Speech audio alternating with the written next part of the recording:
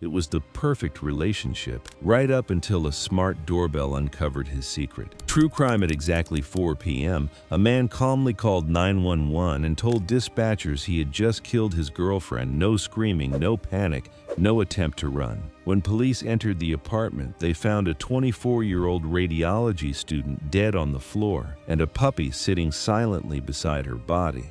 But the most disturbing part wasn't the murder itself. It was what investigators discovered around the apartment. Packed suitcases near the door, a carefully staged goodbye, and evidence suggesting the killer had planned the entire meeting hours earlier while pretending he was finally ready to let her go. Alexis Mackey thought she was stopping by for 20 minutes to pick up her dog and close the final chapter of a toxic relationship. Instead, she walked into a trap built by a man who had spent weeks secretly listening to her private conversations through a home security camera.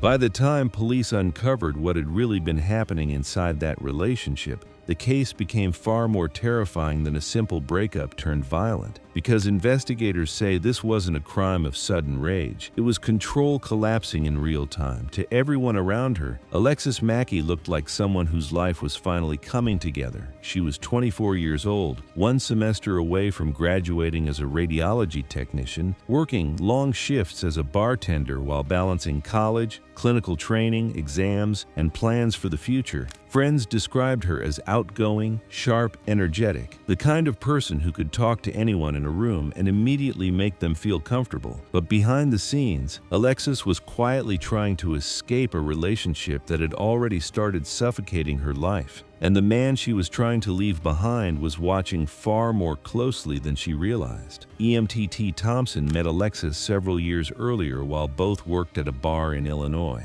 At first, the relationship seemed ordinary enough. Two young people working late shifts together, spending time after work, eventually moving in together. But according to Alexis's family, things slowly changed once they began sharing an apartment in Algonquin. Thompson became controlling, possessive, obsessed with where Alexis was, who she spoke to, and how she spent her free time. And over time, that control stopped being subtle. Her mother would later say that EMTT seemed unable to accept Alexis having a life outside of him. Friends, coworkers, school, family. Anything that distracted her attention became a problem. Meanwhile, Alexis' own life kept moving forward. His didn't, and that imbalance started poisoning the relationship. Because while Alexis was preparing for graduation and building a career in healthcare, Thompson appeared increasingly stuck, emotionally immature, dependent, and deeply insecure about losing control over her. Then came the puppy, a dog named Echo.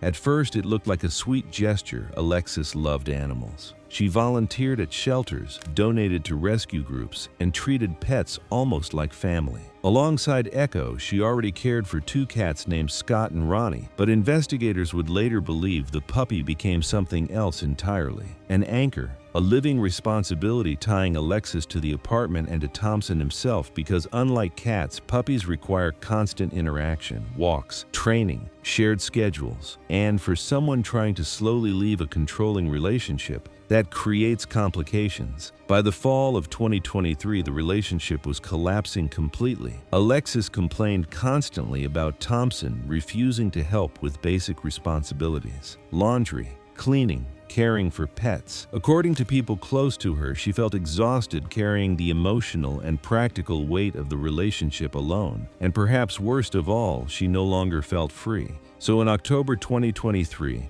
Alexis made a major decision. Even though the apartment lease was legally in her name, she moved out and went to stay with her mother, Lisa Mackey. She took the animals with her and tried creating distance between herself and Thompson. To most people, that would signal the relationship was over, but not to him, because while Alexis was trying to rebuild her life, Thompson was secretly monitoring it. The apartment had a smart doorbell camera system connected to a mobile app. And even after Alexis moved out, Thompson still had access to the recordings. That detail changed everything, because now he wasn't just obsessing over Alexis emotionally. He was surveilling her, listening to conversations, tracking who visited, watching her social life unfold through audio recordings captured outside the apartment door. And according to investigators, what he heard pushed him over the edge. He listened to Alexis venting to coworkers about him, about his laziness, his immaturity, his refusal to help around the apartment. At times, coworkers openly mocked him during these conversations. And for someone already consumed by insecurity and control, that humiliation became unbearable. Especially because Thompson now realized something terrifying.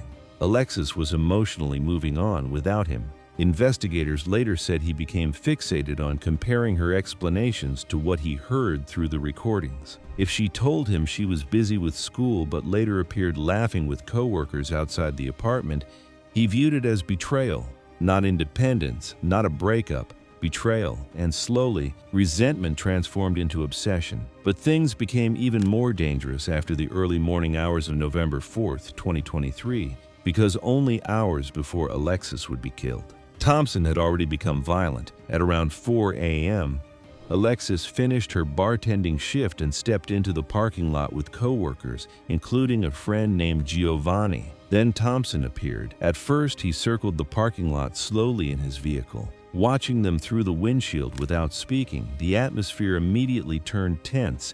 Witnesses later described it feeling less like coincidence and more like intimidation. Then suddenly, Thompson stopped the car, got out, walked directly toward Giovanni, and attacked him. No warning, no conversation, just punches thrown with enough force to leave blood visible on Giovanni's face and damage his teeth, and then Thompson simply drove away before officers arrived. That attack became one of the most disturbing parts of the case afterward, because police had an opportunity to stop him that morning.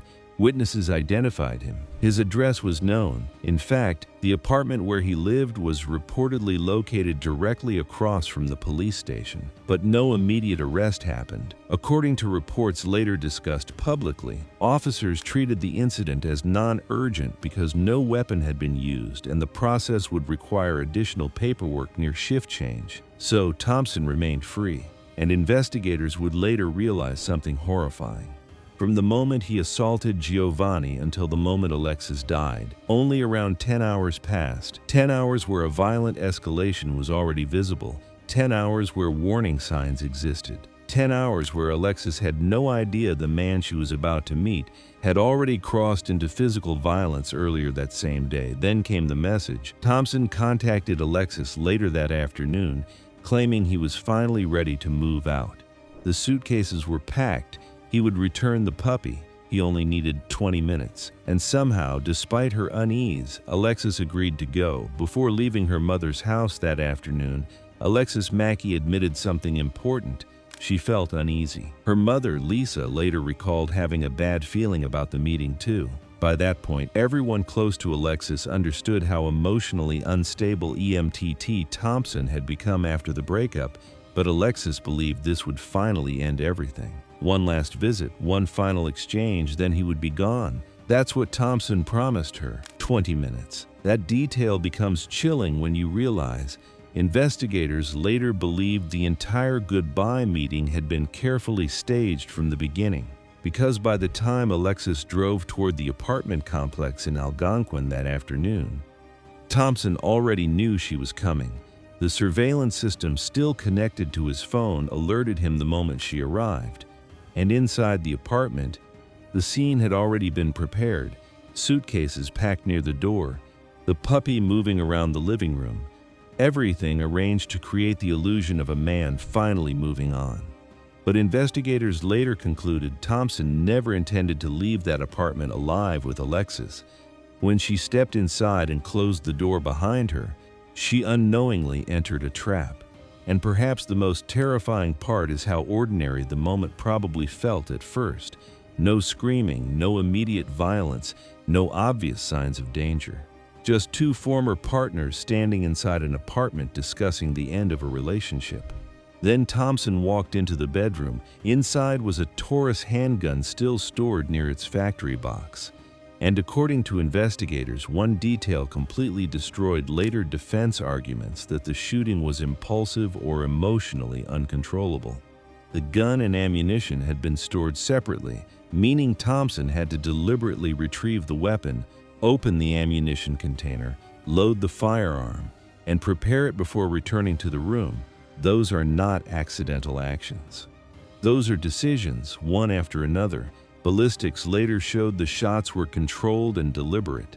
Alexis died on the apartment floor before emergency responders ever arrived. Meanwhile, the puppy, Echo, remained alive nearby, sitting silently beside her body when police entered the apartment minutes later.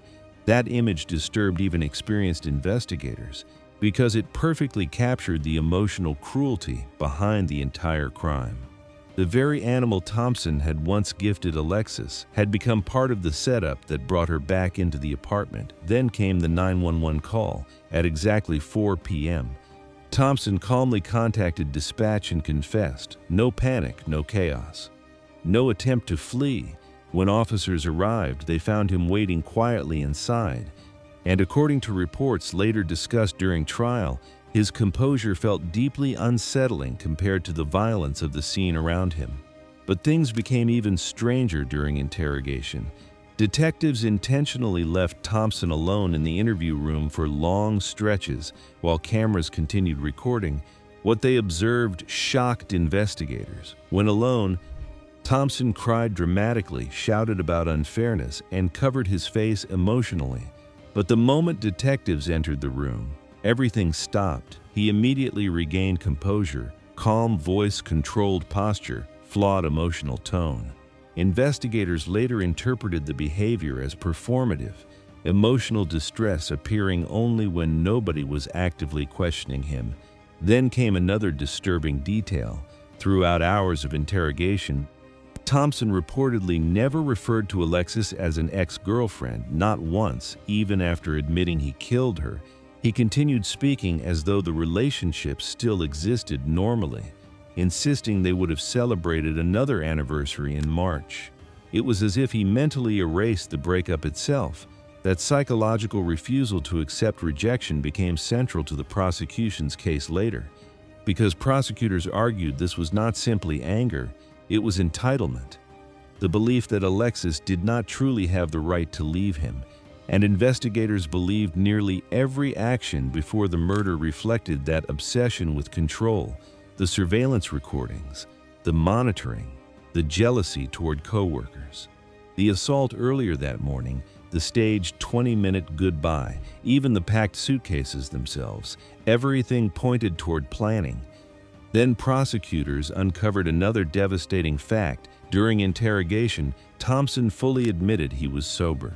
No drugs, no alcohol, no psychiatric emergency, no dissociation, nothing impairing his judgment. That statement became critical later because by the time trial began in 2025, the defense attempted introducing arguments about mental health struggles and possible diminished clarity during the shooting, but prosecutors simply played the interrogation footage, and jurors watched Thompson calmly explain every detail himself, including how he prepared the firearm beforehand. That interrogation video destroyed nearly every attempt to frame the killing as irrational or uncontrollable, because the footage revealed someone fully aware of what he had done.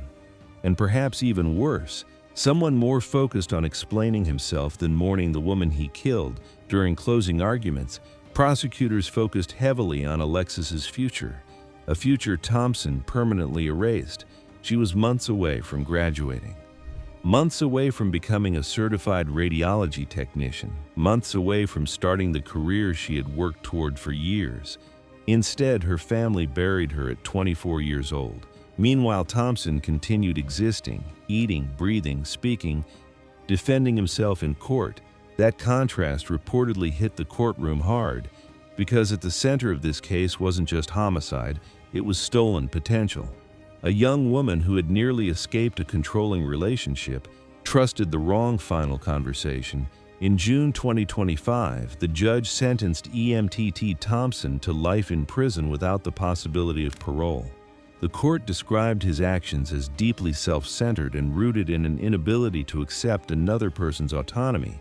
In simple terms, he could not accept losing control, and ultimately, that refusal destroyed everything. Today, the puppy Echo lives with Alexis's mother, Lisa Mackey. The same dog once used as emotional leverage in the relationship became one of the last living connections to Alexis herself. And honestly, that detail makes this story even more heartbreaking, because people often imagine dangerous relationships as constant screaming, visible bruises, or obvious violence. But many controlling relationships look normal from the outside until the very end. Sometimes the warning signs are surveillance disguised as concern, isolation disguised as love, possessiveness disguised as loyalty, and by the time victims fully recognize the danger, leaving has already become the most dangerous moment of all. If this case disturbed you, make sure to like the video, subscribe to the channel, and turn on notifications for more real crime documentaries that reveal how terrifying obsession and control can become behind closed doors. And let me know in the comments, do you think the warning signs in relationships like this are usually ignored too easily until it's too late?